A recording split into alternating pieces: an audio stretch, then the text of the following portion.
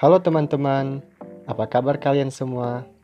Baik, pada video kali ini kita akan membahas materi tentang uji penjumlahan Wilcoxon untuk sampel bebas. Jadi, apa itu uji Wilcoxon? Uji Wilcoxon merupakan bagian dari uji non-parametrik yang dimana uji peringkat Wilcoxon ini didasarkan pada penjumlahan peringkat.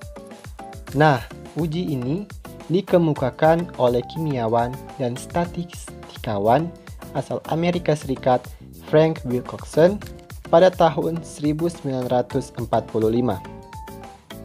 Uji penjumlahan peringkat Wilcoxon ini adalah salah satu pengujian yang secara khusus ditujukan untuk menentukan apakah kedua sampel yang saling bebas itu berasal dari populasi yang sama.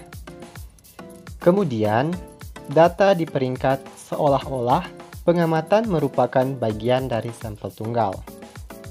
Lalu, jika hipotesis nolnya benar, maka peringkatnya kira-kira akan tersebar secara merata di antara kedua sampel dan penjumlahan peringkat untuk kedua sampel kira-kira sama. Dan jika hipotesis alternatifnya benar, salah satu sampelnya akan memiliki lebih banyak peringkat yang rendah, sehingga penjumlahan peringkatnya lebih kecil. Berikut ini adalah rumus uji penjumlahan peringkat Wilcoxon. Bisa kita lihat di mana Z itu sama dengan W kurang N1 dalam kurung N1 tambah N2 tambah 1 per 2 per akar N1 kali N2 dalam kurung N1 tambah N2 tambah 1 per 12, yang mana N1 itu adalah jumlah pengamatan dari populasi pertama, lalu N2 itu adalah jumlah pengamatan dari populasi kedua, dan W itu adalah penjumlahan peringkat dari populasi pertama. Kita masuk pada contoh soal pertama. Berikut ini adalah data perkembangan nilai penjualan hasil diversifikasi produk R dan produk F mulai tahun 1992 sampai 2002. Nah, ujilah apakah ada perbedaan nilai penjualan dari hasil diversifikasi produk tersebut. Ini adalah data perkembangan nilai penjualan produk R dan produk F tahun 1992 sampai tahun 2002. Langkah-langkah pengerjaannya adalah pertama merumuskan hipotesis. Jadi, hipotesis nolnya atau H0-nya adalah nilai penjualan R sama dengan nilai penjualan F. Dan hipotesis alternatifnya atau H1 adalah nilai penjualan R kurang dari nilai penjualan F. Kedua, menentukan taraf nyata. Misalnya, tingkat signifikansi 0,05. Maka nilai kritis Z adalah 1,64. Dan yang ketiga yaitu menghitung nilai Z.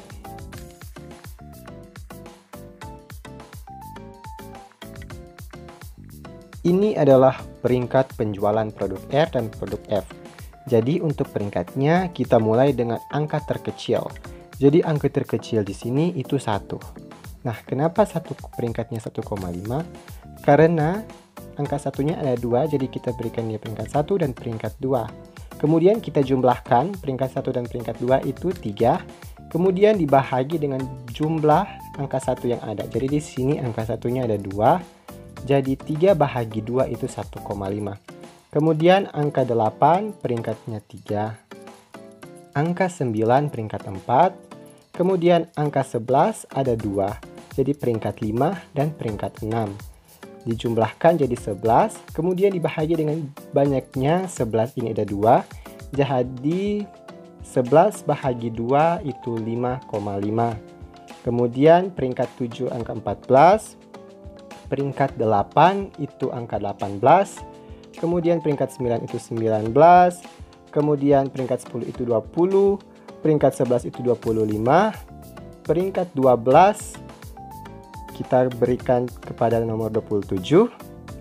Kemudian peringkat 13 itu 28, peringkat 14 kita berikan kepada angka 29, peringkat 15 39, peringkat 16 43, peringkat 17 48, peringkat 18 56, peringkat 19 kita berikan kepada angka 57, kemudian peringkat 20 62, peringkat 21 itu 72, dan peringkat 22 itu 81. Jadi menentukan peringkat kita mulai dari angka terkecil sampai angka terbesar. Kemudian kita jumlahkan peringkat penjualan produk R. Kita dapatkan totalnya 115,5, dan jumlah peringkat produk F kita dapat totalnya 137,5. Nah, penjumlahan peringkat pada produk R adalah 115,5. Nah, nilai tersebut merupakan nilai W pada rumus yang akan kita gunakan. Jumlah data dari tahun 1992 sampai tahun 2002 itu adalah 11. Sehingga N1 dan N2 adalah 11. Lalu kita implementasikan nilai atau hasil yang sudah kita dapatkan sebelumnya ke dalam rumus.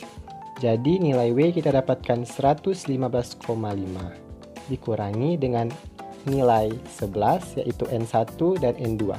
Jadi di 11 dikali dalam kurung 11 tambah 11 tambah 1 per 2 berakar 11 kali 11 dalam kurung 11 tambah 11 tambah 1 per 12. Nah, untuk hasil dari 115,5 kurang 11 dalam kurung 11 tambah 11 tambah 1 per 2 per akar 11 kali 11 dalam kurung 11 tambah 11 tambah 1 per 12 itu kita dapat hasilnya itu min 0,722.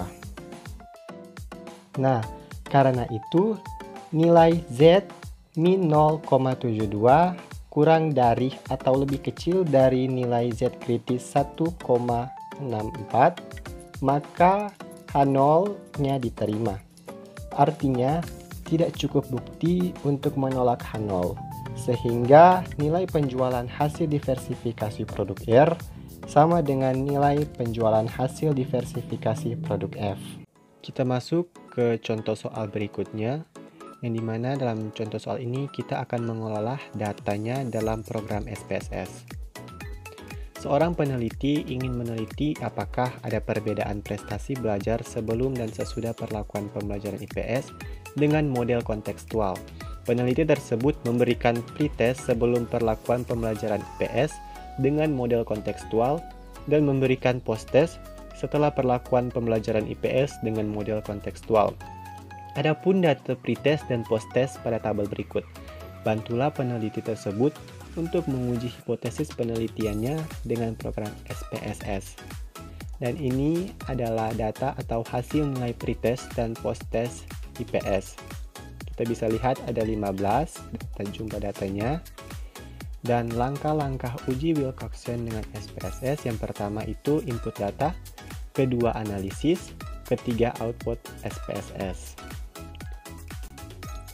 Baik teman-teman, ini adalah atau kita sudah masuk dalam program SPSS. Jadi yang pertama kita lakukan yaitu kita klik di pojok kiri bawah variable view, dan untuk name yang pertama kita ketik tree. Untuk name yang kedua kita ketik post.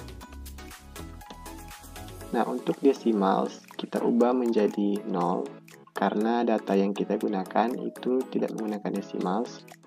Dan untuk label yang pertama kita ketik pretest. Dan untuk label kedua kita ketik posttest. Untuk measure kita ubah menjadi scale seperti ini. Jika sudah selesai, kita klik kembali pojok kiri bawah data view. Dan kita bisa lihat ini ada kolom pre dan kolom post. Jadi dalam kolom pre ini kita akan memasukkan data pretest kita copy dan kita paste di kolom pre tersebut. Begitu juga dengan kolom post, kita copy data post testnya dan kita paste di kolom post tersebut. Jika sudah seperti ini, maka langkah selanjutnya itu kita akan analisis. Kita klik analyze seperti ini dan kita pilih non-parametric test, bagian legacy dialogs, dan kita klik atau kita pilih to relate samples. Nah, jika sudah seperti ini, maka selanjutnya kita akan masukkan pretest ini ke variabel pertama dan posttest ke variabel 2. Jika sudah selesai, maka test type-nya sudah tercentang secara default atau otomatis uji Wilcoxon. Kita oke. Nah, ini adalah output uji non-parametric test Wilcoxon. Jadi bisa kita amati dalam tabel pertama, tabel rank. Di sini post testnya itu kurang dari pretest, dikurangi pretest, dan negative ranks di sini itu jumlahnya 1, ada jumlah 1 dan ada tanda A kecil, di mana nilai post test itu kurang dari pretest. Dan jika kita lihat positive ranks-nya 13, yang dimana nilai post testnya itu lebih besar dari pretest, itu ada 13. Dan untuk TIS ini adalah nilai post testnya sama dengan nilai post testnya, ada 1. Jadi total keseluruhannya itu ada 15, ya. Kemudian kita lihat pada tabel kedua, tes statistik berdasarkan Wilcoxon. Nah, di sini yang perlu kita perhatikan yaitu di bagian asymptotic significant to tail-nya. Yang kita peroleh 0,012. Dan nilai ini yang nantinya akan kita ambil untuk kita buat kesimpulan dan kita bandingkan dengan nilai 0,05. Baik, untuk mempermudah, kita akan mengcopy tabel tes statistik ini. Nah, ini adalah tes statistik yang dimana sudah saya salin dari hasil yang sudah kita peroleh di program SPSS tadi. Di sini kita bisa lihat asymptotic signifikansinya to tail itu 0,012. Yang dimana hipotesisnya ada perbedaan prestasi belajar sebelum dan sesudah perlakuan pembelajaran IPS dengan model konseptual. Nah, dasar pengambilan keputusannya, yang pertama, jika nilai signifikansi to tail-nya itu kurang dari 0,05, maka hipotesis diterima. Yang kedua, jika nilai signifikansi to tail-nya itu lebih dari 0,05, maka hipotesis ditolak. Pengambilan keputusannya berdasarkan output tes statistik, diketahui nilai signifikansi to tail-nya sebesar 0,012 yang dimana kurang dari 0,05. Maka dapat disimpulkan bahwa ada perbedaan prestasi belajar sebelum dan sesudah perlakuan pembelajaran IPS dengan model konseptual. Sampai di sini video pembelajaran kita. Terima kasih sudah menonton, semoga bermanfaat dan jangan lupa like videonya, komen, subscribe, dan sampai jumpa.